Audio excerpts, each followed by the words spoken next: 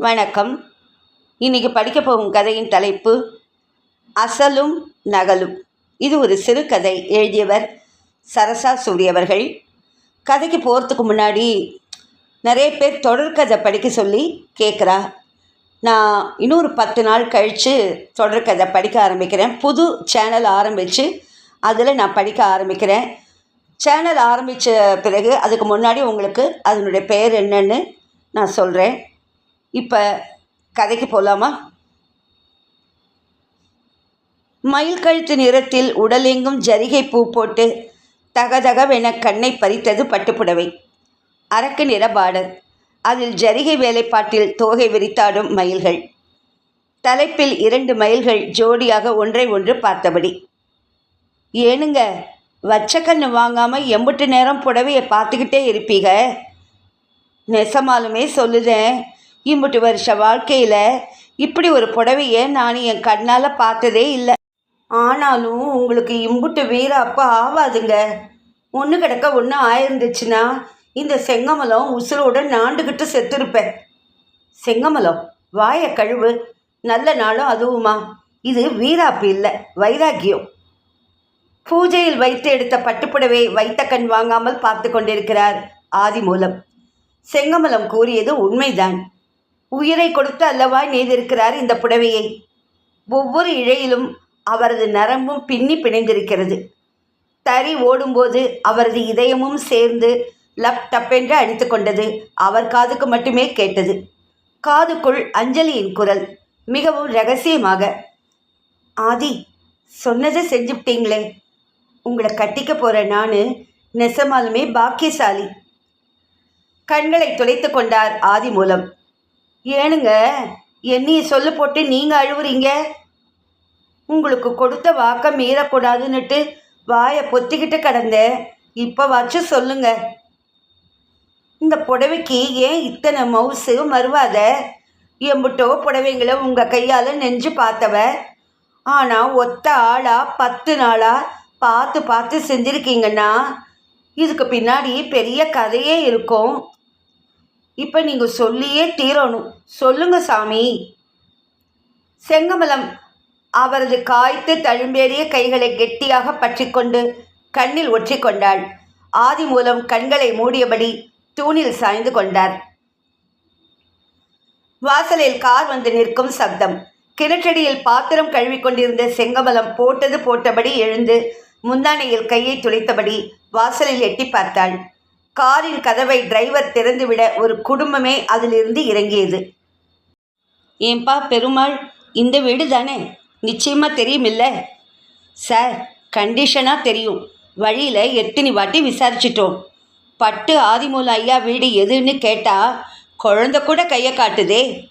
ஒரு காலத்தில் காஞ்சிபுரத்தில் கொடி கட்டி பறந்தவர் தானுங்களே. சரி, எல்லா பொருளையும் மறக்காமல் எடுத்துக்குங்க. சங்கீதா, நீ முதல்ல தட்டை எடுத்துகிட்டு போமா. செங்கமலத்துக்கு ஒன்றுமே புரியவில்லை. இந்த ஊருக்கு காரில் வருபவர்களே அபூர்வம். அதுவும் தங்கள் வீட்டு முன்னால். ஏதாவது விலாசம் தப்பி. ஏனுங்க, இங்கிட்டு கொஞ்சம் வரீங்களா? தறியில் ஆதிமூலம் உட்கார்ந்து விட்டால் பூகம்பமே வந்தாலும் தெரியாது. ஒரு நாளும் அவரை செங்கமலம் தொந்தரவு செய்ததே இல்லை. என்ன பிள்ளை, எதுக்கு இந்த கூப்பாடு? நம்ம வீட்டு வாசலில் ப்ளஸர் வந்து நிற்குது. தட்டத்தை தூக்கிட்டு பெரிய மனுஷங்களாட்ட தெரியுது. தறியை நிறுத்தி இழுத்து கட்டிவிட்டு வாசலுக்கு வந்தார். வந்தவர்களில் வயதில் மூத்தவர் பட்டு வேட்டியும் பட்டு அங்கவஸ்திரமும் போட்டுக்கொண்டு கொஞ்சம் கெத்தாகவே பெரிய குரலில், இது பட்டு ஆதிமூல ஐயா வீடு தானே? வாங்க ஐயா, ஆதிமூலம் நான் தான். உள்ளார வாங்க. செங்கமலம், அந்த பாயை எடுத்து போடு. ஐயா, நீங்கள் இந்த நாற்காலியில் உட்காருங்க. நீங்கள்லாம் யார்? இம்புட்டு தூரம் வண்டி ஓட்டிக்கிட்டு என்னையை தேடி வந்திருக்கீங்கன்னா விஷயம் இல்லாமல் இருக்காதுங்களே. சொல்கிறேன். சங்கீதா, அந்த தட்டை எடுமா. என் பேர் சுந்தரேசன். தஞ்சாவூரில் வக்கீலாக இருக்கேன். இது பெரிய பையன் நவநீத கிருஷ்ணன், டாக்டராக இருக்கான். மருமக சங்கீதா. எனக்கு ஒரே பொண்ணு அனுராதா. இந்த ஐப்பசியில் முகூர்த்தம். வீட்டில் அவளுக்கு கொஞ்சம் மேலுக்கு சுகம் இல்லை, அதான் வர முடியல. பொண்ணுக்கு கல்யாணம் நிச்சயம் செஞ்சதும் அவள் சொன்ன வார்த்தை என்ன தெரியுமா? கல்யாண புடவைய ஆதிமூலம் ஐயா தான் நெய்யணும். புடவை கலரு டிசைன் எல்லாமே அவர் விருப்பத்துக்கு விட்டுடுங்க. இது ஒன்று தான் கல்யாணத்துக்கு நான் போடுற கண்டிஷன். இவ்வளவு நாள் நாங்கள் வாழ்ந்த வாழ்க்கையில் அவள் விரும்பி கேட்ட ஒரே விஷயம். ஒருவேளை இதுவே அவளோட கடைசி ஆசையாக கூட இருக்கலாம். இப்போவோ எப்போவோன்னு கிடக்கா. அவள் விருப்பத்தை நிறைவேற்றாட்டி நானும் மனுஷனே இல்லை. இந்தாங்க அட்வான்ஸ் பணம் 50,000. அம்மா சேர்ந்து நில்லுங்க. இந்த கல்யாண பத்திரிக்கையை வாங்கிக்கிங்க. எவ்வளவு டைம் என்ன வேணாலும் எடுத்துக்கோங்க. பணத்தை பற்றின கவலையே வேண்டாம். வேலை முடிஞ்சதும் ஒரு போனை போடுங்க, நானே வந்து வாங்கிக்கிறேன். அம்மா குடிக்க மோர் மட்டும் கொடுங்க. அவசரமாக ஒரு இடம் போக வேண்டியிருக்குது. மூச்சு விடாமல் பேசிவிட்டு கிளம்பிவிட்டார் சுந்தரேசன். ஆதிமூலம் நடந்தது கனவா அல்லது நிஜமா என்று புரியாமல் பிரமை பிடித்தது போல் அந்த தட்டையை வெறித்து பார்த்தபடி தூணில் சாய்ந்து கொண்டார். 1 மாதமாகிறது ஆதிமூலம் இப்படி காலை நீட்டி விசிராந்தியாய் கட்டிலில் படுத்து. செங்கமலம் அவரது கால்களை பிடித்து விட்டு கொண்டே கேட்கிறாள், மாமா காலு ரொம்ப வலிக்குதா? வாயை திறந்து எதுவும் சொல்லவும் தெரியாது.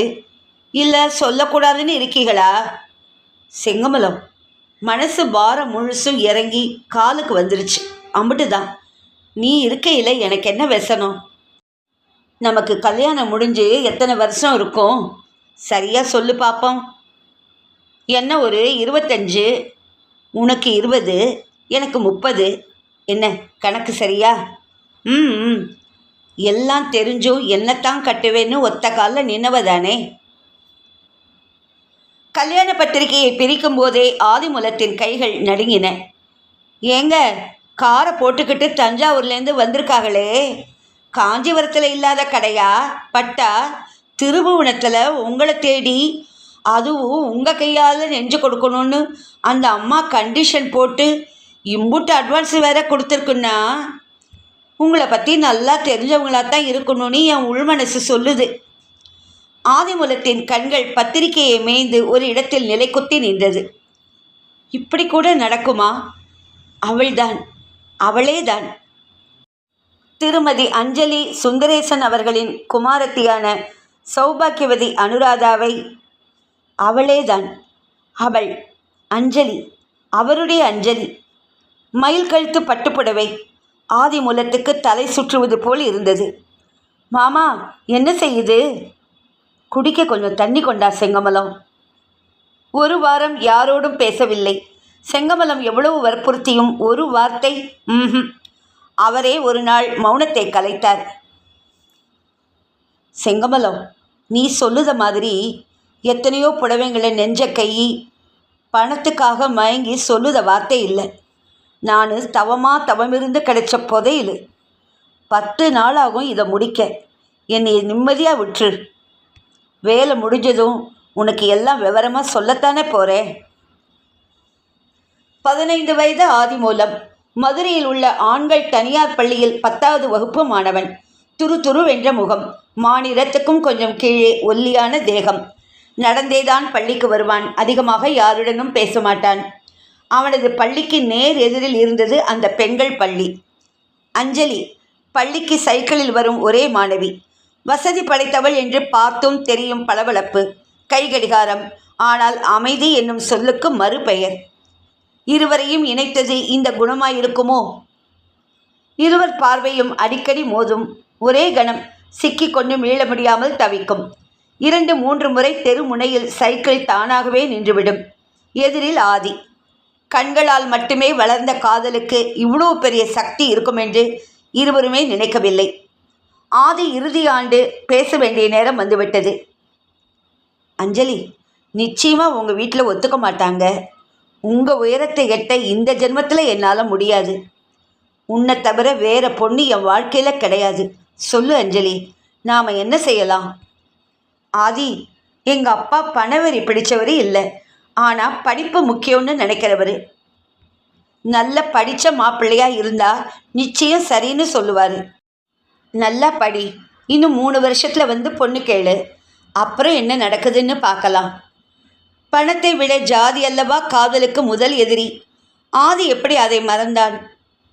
3 வருடத்தில் மதுரை பாலிடெக்னிக்கில் டிப்ளமோ இன் டெக்ஸ்டைல்ஸ் டிசைன் முடித்தான். அஞ்சலி மதுரையில் ஒரு பெண்கள் கல்லூரியில் BA பொருளாதாரம் படித்து கொண்டிருந்தாள். அஞ்சலி, இதுக்கு மேலே எனக்கு பொறுமை இல்லை. பொண்ணு கேட்க வரப்போகிறோம். உனக்கு பிடிச்ச கலர் சொல்லு. எதுக்கா ஆதி? எதுக்கா? முதல் தடவையா உனக்கு என் கையால் பட்டுப்புடவை வாங்க போகிறேன். நானே டிசைன் பண்ண போகிறேன். ஆதி, நான் கொடுத்து வச்சுவேன். மயில் கழுத்து கலர், பார்டரில் 2 ஜோடி மயில், நீயும் நானும். கனவில் வந்து போன புடவை நிஜமாகி ஆதியின் கைகளில் மார்போடு அணைத்து கொண்டான். நல்ல நாள் பார்த்து தட்டில் புடவை தகதக சீர்வரிசையுடன் அஞ்சலி வீட்டு கதவை தட்டினான் ஆதி பெற்றோருடன். உள்ளே நுழைந்த ஆதி இத்தனை பணக்காரத்தனத்தை எதிர்பார்க்கவில்லை. அவர்களது மொத்த வீட்டையும் உள்வாங்கும் வரவேற்பறை. வசதி படைத்தவர்கள் வீட்டிற்கே உரிய அழுத்தமான அமைதி. வாசல் கேட்டு திறக்கும் சத்தம் கேட்டதுமே மொத்த குடும்பமும் வாசலில் வந்து வாங்க வாங்க என்று அழைக்கும் இரைச்சல் கேட்டே பழகிய காது. இந்த நிசப்தம், அசௌகரியம், இந்த அமைதி பயமுறுத்தியது. திரைப்படங்களில் வருவது போல் ஒரு பணிப்பெண் ஏதோ ஒரு மூலையிலிருந்து வந்தாள். யாருங்க வேணும்? சோமசுந்தர ஐயாவை பார்க்கணும். இருங்க. 10 நிமிட காத்திருப்புக்கு பின் ஒரு நடுத்தர வயது பெண்மணி. யாருங்க? சாரை பார்க்கணும். ஒரு வழியாக கீழே இறங்கி வந்தார் சோமசுந்தரம். நீங்கள்லாம் யாரு? முன்ன பின்ன பார்த்த முகமே இல்லையே. வீடு மாதிரி வந்துட்டீங்கன்னு நினைக்கிறேன். இப்போது ஆதிமூலத்தின் தந்தை பேசும் சமயம். மன்னிக்கணும், என் பேரு கருணாகரன். இது என் பையன் ஆதிமூலம், அம்மா காத்தியாயினி. எந்த அறிவிப்பும் இல்லாமல் வந்தது தப்பு தான். பையன் டெக்ஸ்டைல்ஸ் டிப்ளமோ முடிச்சிருக்கான். உங்கள் மக அஞ்சலியை பொண்ணு கேட்டு வந்திருக்கோம். என் பொண்ணு அஞ்சலியவா? ஆமாங்க, 2 பேரும் ஒருத்தர் விரும்புகிறாங்க. அஞ்சலி, அஞ்சலி. அஞ்சலி இறங்கி வந்தாள். இந்த பையனை உனக்கு தெரியுமா? அஞ்சலி மிரண்டு போய் நின்றாள். என்ன ஆதி, இப்படி பண்ணிட்டியே? கண்கள் கேட்காமல் கேட்டன. அப்பா, அது நான் கேட்குற கேள்விக்கு ஒத்த வார்த்தை தான் பதிலாக வரணும். தெரியும். இவனை பழக்கமா? ஆமாம். இவனோட வாழணும்னு தீர்மானம் பண்ணிட்டியா? அது இல்லைப்பா, ஒரே வார்த்தை. ஆமாம். கருணாகரனிடம் திரும்பினார். நாங்கள் சௌராஷ்டிரர், நீங்கள்? சாதி என்னங்க, பிள்ளைங்க ஆசைப்பட்டப்புறம் ஒரே வார்த்தை, வன்னியர். அடுத்தடுத்து நடந்த ரசாபாசமான நிகழ்வுகள் காலத்துக்கும் மறக்குமா? செங்கமலம், வா, இப்படி வந்து உட்காரு. இந்த சாவி, உன் கையாலேயே இந்த பூட்டை தர. ஏனுங்க, பெட்டியில் ஏதாச்சும் புதையல் கதையில் இருக்குதாங்காட்டியும்? ஆமாம், இது நான் வரைக்கும் கட்டி காத்த புதையல். உண்மையாலுமா இல்லை சும்மா சீண்டி பார்க்குறீங்களா? அட தெரங்கிறேன், என்னமோ நியாயம் பேசிக்கிட்டு திரிவுற. ஆதிமூலம் ஏதோ கிறக்கத்தில் இருக்கிறார் என்று செங்கமலத்துக்கு புரிந்துவிட்டது. எப்போதாவது ஒரு முறை செங்கமலத்தை சீண்டி பார்ப்பது அவருக்கு பிடிக்கும். பெட்டியை திறந்தாள் செங்கமலம். உள்ளார ஒரு மஞ்சப்பை இருக்குதா? ஆமாம் மாமா. அதை வெளியே எடு, பிரிச்சு பாரு. மயில் கழுத்து நிறத்தில் உடலெங்கும் சரிகை பூக்கள் போட்ட பட்டுப்புடவை தக தகவென கண்ணை பறித்தது. அரக்கு நிற பார்டர், தோகை விரித்தாடும் மயில்கள், தலைப்பில் 2 ஜோடி மயில்கள் ஒன்றை ஒன்று பார்த்தபடி, புதுக்கரு கழியாமல், ஜரிகை அத்தனையும் சுத்த தங்கம். மாமா, நீங்கள் நெஞ்ச சேலையை பெட்டிக்குள்ளார வச்சு பூட்டியிருக்கீங்களா? அட மக்கு பொண்ணே, புது புடவை அங்கனுக்குள்ளே தான் வச்ச மணிக்கு இருக்குது, போய் பாரு. அப்போ இது ஒரிஜினல், அது டூப்ளிகேட். மாமா, கொஞ்சம் விளங்குற மாதிரி பேசுங்க. இந்த பூடக பேச்செல்லாம் எனக்கு புரியாது. வா, பக்கத்தில் உட்காரு. விவரமாக சொன்னாதான் உனக்கு விளங்கும். ஆதிமூலம் செங்கமலத்தின் கைகளை கெட்டியாக பற்றி கொள்கிறார். மறுபடியும் பெண்ணை பார்க்கிறார் சோமசுந்தரம். 20 வருஷமாக உங்கள் அப்பனை பார்த்துக்கிட்டு இருக்க. என்னை பற்றி உன்னை விட அதிகம் தெரிஞ்சவங்க யாரும் இல்லை. இந்த பையனை எம்புட்டு நாளாக தெரியும்? 3 வருஷம் இருக்குமா? அவனோட போக தயாராயிட்டேன். அப்பா, உனக்கு உன் ஆதி முக்கியம், எனக்கு என் சாதி முக்கியம். 2ல் 1 தான் நடக்கும். நீ அவனோட போய் வாழ்ந்துக்க, நான் குறுக்க நிற்க மாட்டேன். ஆனால் எங்களை மறந்துடு, வீட்டுப்படி மிதிக்கக்கூடாது. இல்லை, அவனை போகச் சொல்லு. இந்த நிமிஷத்தோட அவன் நினைப்ப உதறிடு. சோமசுந்தரத்துக்கு எப்பவுமே வெட்டு 1 துண்டு 2. ஆதியின் அம்மா வாயை திறந்தாள். திடுதிப்புன்னு வீட்டில் நுழைஞ்சு இப்படி நடந்துக்கிட்டது பெரிய தப்பு தான். பையனோட படிப்புக்கும் பிள்ளைங்களோட பிரியத்துக்கும் மரியாதை கொடுப்பீங்கன்னு தப்பு கணக்கு போட்டுட்டோம். பெற்றவங்க கிட்ட இருந்து பிள்ளையை பிரித்து கூட்டிகிட்டு போய் குடும்பம் நடத்துகிற கேடுகட்ட செயலை செய்கிற மாதிரி எங்கள் பையனை நாங்கள் வளர்க்கலை. உங்கள் பொண்ணை உங்கள் மனசுக்கேற்ற இடத்துல கட்டி கொடுங்க. ஆதி, ஐயா காலில் விழுந்து மன்னிப்பு கேட்டுவிட்டு கிளம்பு ராசா. தட்டை மேஜையில் வைத்துவிட்டு கீழே குனிய போனவனின் முகத்தில் வேகமாக எரியப்பட்ட புடவையின் வீச்சில் திக்குமுக்காடி போனான் ஆதி. கருணாகரன் வாயடைத்து நின்றார். மகனுக்கு நேர்ந்த அவமானம் தாய்க்கு பொறுக்குமா? ஐயா, நாங்கள் எங்கள் மறுவாதையை காப்பாற்றணுன்னு தான் உசுருக்கு உசுராக காதலிச்ச சின்னஞ்சிறுசுகளோட மனசு நொறுங்கினாலும் சரி, பெற்றவங்க மனசு நோவக்கூடாதுன்னு முடிவுக்கு வந்தோம். ஆனால் நீங்கள் இப்போ செஞ்ச காரியத்துக்கு மன்னிப்பே கிடையாது. காலம் பதில் சொல்லும். இதே புடவைக்காக ஆதி வீட்டு வாசப்படியே நீங்கள் மிதிக்கிற காலம் வரத்தான் போகுது. பார்க்கத்தான் நாம் இருப்போமான்னு தெரியல. காத்தியாயினி அருள்வாக்கு சொல்பவள் போல வார்த்தைகளை உமிழ்ந்தாள். ஏங்க, நீங்கள் ஒரு நாள் கூட இந்த புடவையை எடுத்து வச்சு பார்த்ததே இல்லையே. அச்சு அசல் இதே மாதிரி எப்படிங்க? செங்கமலம், மனசில் ஒரு சித்திரம் வரைஞ்சு போட்டோம்னா அதை யாராலையும் அழிக்க முடியாது. சரி, இப்போ 2 புடவைங்க இருக்குதே, இதை என்ன செய்ய போறீங்க? மனதில் நினைத்ததை செங்கமலத்திடம் சொன்னால் என் வாயை பொத்தி அப்படியெல்லாம் சொல்லாதீங்க மாமா என்று உருகி போவாள். நான் உசுரோடு இருக்கிற வரைக்கும் எங்கிட்டேயே இருக்கட்டும். என் உசுறு போன பின்ன. ஆதிக்கு அந்த வார்த்தையை முடிக்க தைரியம் வரவில்லை. இத்துடன் இந்த கதை முடிவடைந்தது. ரொம்ப அருமையாக எழுதியிருக்காங்க. நினச்சி அப்பப்போ இந்த ஆதிமூலம்ங்கிற கேரக்டர் தன்னுடைய பழைய வாழ்க்கையை நினச்சி பார்த்துட்டு அதே சமயத்தில் இப்போ என்ன நடக்கிறதுங்கிறதையும் மாற்றி மாற்றி ரொம்ப அழகாக எழுத்தாளர் சொல்லியிருக்காங்க.